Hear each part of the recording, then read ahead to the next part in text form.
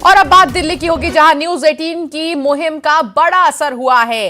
पेयजल में सीवेज मिलने पर एनजीटी सख्त है। एनजीटी ने 3 राज्यों से जवाब तलब किया है। एमपी, यूपी और राजस्थान से जवाब तलब किया है। स्वास्थ्य पर्यावरण के लिए बड़ा खतरा बताया है इसे। न्यूज 18 की मुहिम के बाद एनजीटी का एक्शन देखने को मिला है। ये न्यूज 18 की मुहिम जिस तरीके से लगातार चलती आ रही थी, न्यूज 18 ने लगातार खबरें दिखाई थी, रिपोर्ट्स दिखाई थी। उसके बाद जो है 3 राज्यों से जवाब मांगा गया है, मध्य प्रदेश, राजस्थान और उत्तर प्रदेश। लगातार जो है वो रिपोर्ट्स दिखाने के बाद कि किस तरीके से बच्चों की सेहत पर असर पड़ रहा था, ग्रेटर नोएडा, डेल्टा 1 के जो तमाम केसेस थे कि कितना हानिकारक है। उसके बाद जो है एनजीटी ने एक बड़ा एक्शन लिया है। इस वक्त हम एनजीटी के बाहर है और जैसा कि मैं बता रही हूं कि लगातार जो है वो रिपोर्ट्स दर्शाई गई थी और उसके बाद जो है वो जवाब मांगा गया है। तो एनजीटी ने तीनों राज्यों की सरकारों और उनके प्रदूषण नियंत्रण बोर्डों और सीपीसीबी से जवाब मांगा है। ये जो कार्रवाई है ये न्यूज 18 ने लगातार जिस तरीके से बातों को सामने रखा था उसके बाद हो रहा है। इन रिपोर्टों में ये बताया गया है, जो न्यूज 18 की रिपोर्ट्स थी, कि बहुत पुरानी जो पाइपलाइन है वो किस तरीके से सीवेज के पानी पेयजल पाइपलाइनों में मिल रहा है और किस तरीके से जो है इससे लोग जो है वो बीमार हो रहे हैं। और राजस्थान की बात करें, उदयपुर, जोधपुर, कोटा, इन सारी जगहों का हवाला दिया था। उत्तर प्रदेश में दिखाया गया था कि किस तरीके से जो है बच्चों में उल्टी, दस्त जैसे लक्षण जो हैं। भोपाल में भी जो है वो ई कोलिया बैक्टीरिया मिला था। तो एनजीटी ने जो है वो लगातार जवाब मांगा है और सीपीसीबी से भी जवाब मांगा है। तो ये एक जो बड़ा एक्शन है वो लिया गया है, क्योंकि लगातार ये देखा जा रहा था कि जो पुरानी पाइपलाइन है उनके जरिए जो सीवेज वाटर है वो पेयजल से मिल जा रहा था, जिसके चलते जो है इन राज्यों में जो है कई ऐसे मामले देखने को मिले थे, ऐसी कई रिपोर्ट्स आई थी। तो अब जो है इस पर जवाब मांगा गया है और एनजीटी पूरी तरीके से जो है वो एक्शन मोड में आ गया है और सख्त हो गया है। एमपी कांग्रेस में एससी/एसटी वर्ग से सीएम प्रत्याशी बनाने की चर्चा तेज हो गई है। पूर्व सीएम दिग्विजय सिंह के बाद अब प्रदेश अध्यक्ष जीतू पटवारी ने भी एससी और एसटी वर्ग से ही मुख्यमंत्री बनाए जाने की बात कही। उन्होंने कहा कि एससी/एसटी वर्ग से सीएम बनेगा तो उन्हें खुशी मिलेगी। ये भी बता दें कि एमपी में एससी/एसटी और ओबीसी वर्ग से कांग्रेस के कई दिग्गज आते हैं, जिनमें जीतू पटवारी खुद हैं, कमलेश्वर पटेल हैं, विक्रांत भूरिया हैं, सचिन यादव हैं और सज्जन वर्मा का नाम इसमें शामिल है। सवाल ये है कि आखिर इनमें से अगर आने वाले समय में मुख्यमंत्री बनाना पड़ जाए कांग्रेस को, तो फिर वो किसको चुनेंगे। एमपी कांग्रेस में एससी/एसटी वर्ग से सीएम प्रत्याशी बनाने की चर्चा तेज है। भारतीय जनता पार्टी ने भी इस पर बहुत सवाल किए, क्या हमारे एसटी और एससी के परिवारजन इसी प्रदेश के हैं, अगर वो इस पद को सुशोभित करते हैं तो किसी को क्यों बुरा लगे। 100% सबको खुशी। वासु चौरे संवाददाता हमारे साथ जुड़ गए हैं। वासु, आखिर ये एमपी में एससी/एसटी वर्ग के मुख्यमंत्री प्रत्याशी बनाने की चर्चा काफी ज्यादा तेज हो चली है। इसके पीछे के पॉलिटिक्स को हम कैसे समझ पाए, इसके पीछे किस तरह की पॉलिटिक्स चल रही है?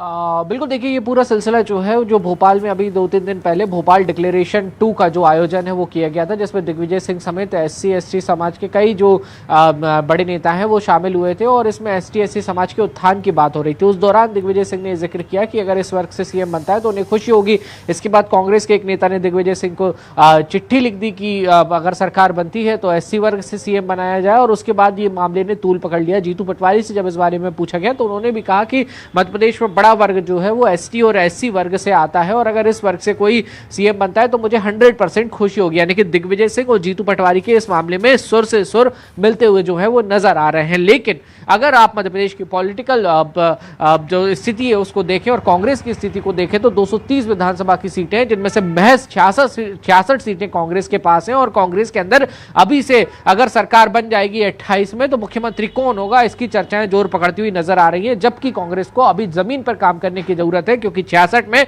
आप 66 सीटें और जोड़ दीजिए, अगर ऐसी स्थिति बनती है तो मध्य प्रदेश में कांग्रेस ठीक ठाक स्थिति में सरकार बना पाएगी। लेकिन ये बहुत बड़ी चुनौती है। लंबे समय से भाजपा मध्य प्रदेश में बहुत अच्छा प्रदर्शन करती हुई आ रही है और मध्य प्रदेश में कई सियासी दिग्गज हैं कांग्रेस के अंदर इन दोनों वर्गों से आने वाले, फिर चाहे वो नेता प्रतिपक्ष उमंग सिंगार हो, आदिवासी कांग्रेस के राष्ट्रीय अध्यक्ष डॉक्टर विक्रांत भूरिया हो, कमलेश्वर पटेल हो, खुद जीतू पटवारी जो है वो ओबीसी वर्ग से आने वाले नेता हैं, ओमकार सिंह मरकाम है, सज्जन सिंह है, फूल सिंह बरैया है। बहुत लंबी फहरिस्त है एसटी और एससी वर्ग के से आने वाले नेताओं की। लेकिन फिलहाल जरूरत इस बात की है कि इन सबको पहले तो एकजुट होना होगा, जो गुटबाजी की बात आती है उसको खत्म करना होगा और साथ में मिलकर ताकत से चुनाव लड़ना होगा। और अगर फेवर में रिजल्ट आते हैं तो फिर आप इस बारे में मंथन कर सकते हैं। लेकिन इस तरीके की जो बातें अगर अभी निकलकर सामने आ रही हैं कि 28 में सरकार बनेगी और इस वर्ग से सीएम बनेगा, तो मुझे ये लगता है कि अभी ये जो चीज है वो काफी ज्यादा दूर है। इससे पहले जमीन पर कांग्रेस अगर काम करे तो और अच्छा और बेहतर परिणाम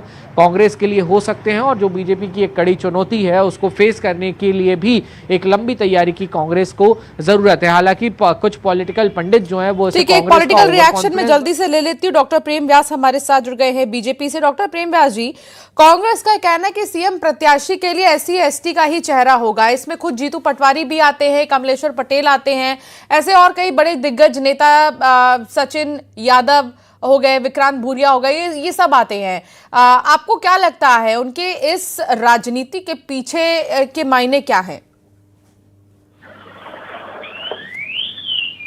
प्रेम व्यास जी, आवाज आ रही है आप तक?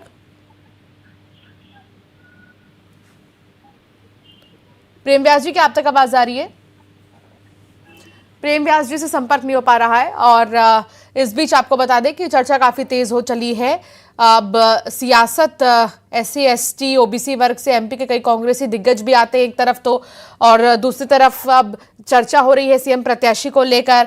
अब ये देखना होगा कि आखिर ये इस चर्चा का अंत कब होता है, या फिर अगर इसको और आगे ले जाया जाएगा तो किस तरह की प्रतिक्रियाएं आती है।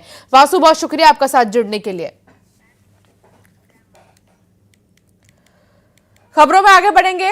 महाराष्ट्र महानगर पालिका चुनाव की वोटिंग जारी है। 29 महानगर पालिकाओं में वोट डाले जा रहे हैं, लेकिन सबकी निगाहें टिकी हैं बीएमसी यानी कि मुंबई महानगर पालिका चुनाव पर। बीएमसी की 227 सीटों पर चुनाव हो रहा है और सवाल एक ही है, मुंबई का किंग कौन?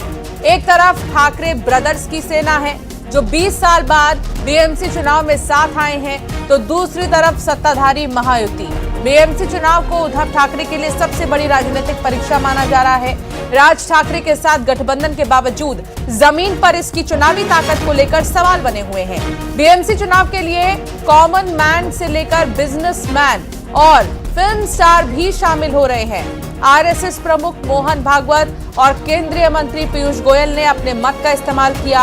ये 6 तस्वीर आपकी टेलीविजन स्क्रीन पर है। फिल्म स्टार अक्षय कुमार और उनकी पत्नी ट्विंकल खन्ना ने भी वोट डाले हैं। तो ये 6 तस्वीर आपकी टेलीविजन स्क्रीन पर। अभी तक किस किस ने वोट डाल दिया है इसे जल्दी से देख लीजिए। अक्षय कुमार ने वोट डाल दिया है और यहाँ पर आरएसएस प्रमुख मोहन भागवत ने भी वोट कास्ट किया है। पीयूष गोयल ने भी वोट डाल दिया।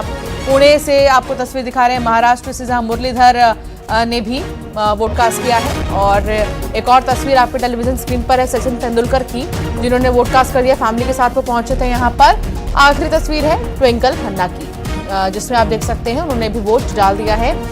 और लगातार वोट डालने का सिलसिला जारी है। कौन जीतेगा मुंबई की जंग, ये सवाल बरकरार।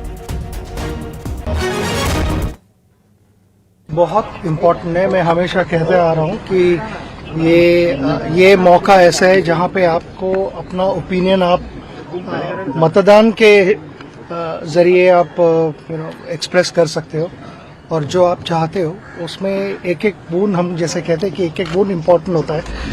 तो ये अगर रिजल्ट जो आप चाहते हो वो अगर रियलाइज करना है तो हर एक इंसान को आके मतदान करना चाहिए।